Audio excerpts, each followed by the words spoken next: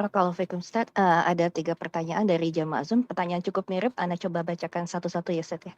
Yang pertama dari Ukti Tinda, pertanyaannya Ustaz, "Assalamualaikum warahmatullahi wabarakatuh. Semoga Allah Subhanahu wa taala senantiasa memberikan rahmat keberkahan untuk Ustaz Syafiq, tim SRB dan Amin. panitia kajian serta seluruh kaum muslimin.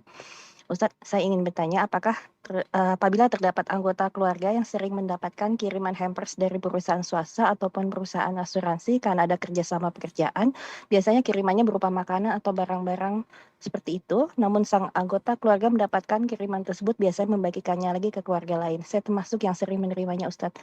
Walaupun demikian, ketika menerimanya terkadang saya ragu, apakah makanan barang tersebut halal Ustadz karena dari perusahaan perbankan? Apakah boleh dimakan makanannya? Bagaimana juga barang-barangnya? Mohon nasihatnya Ustadz.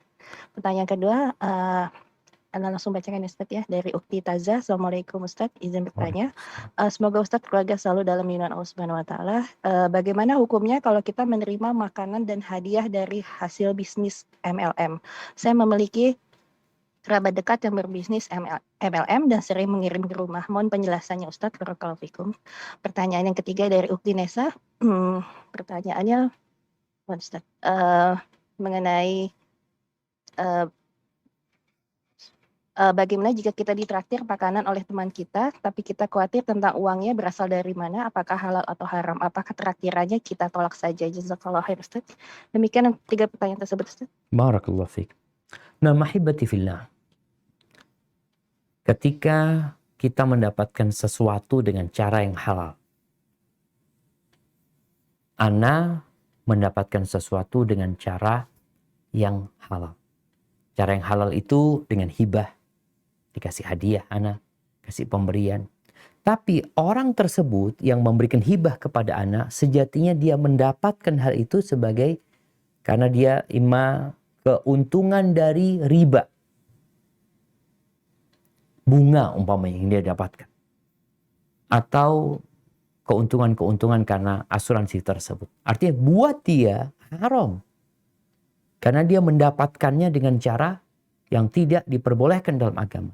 Tapi buat ana yang menerimanya sebagai hibah halal.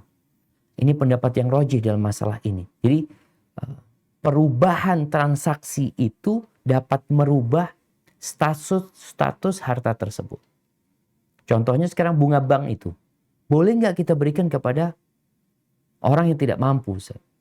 Sebagian kan ada yang berpendapat diberikan kepada fasilitas-fasilitas umum.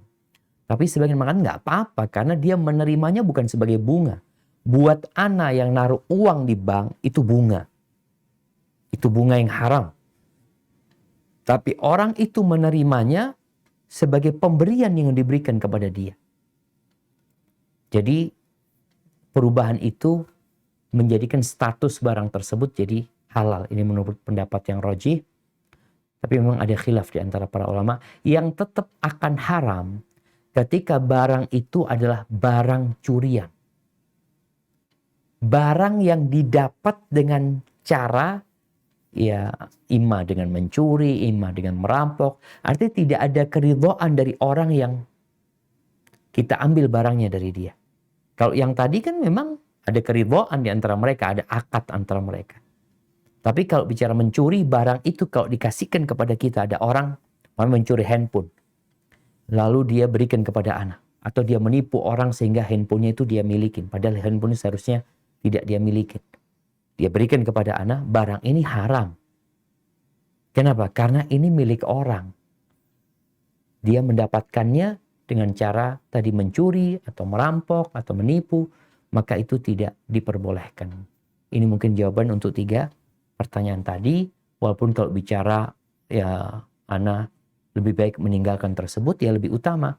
Hadis terakhir tadi yang kita baca bahwasanya orang itu akan menjadi orang yang bertakwa ketika dia meninggalkan sesuatu yang halal karena takut terjebak. Hadza wallahu a'lam bissawab. Nah, kayaknya kita ke pertanyaan terakhir mau ada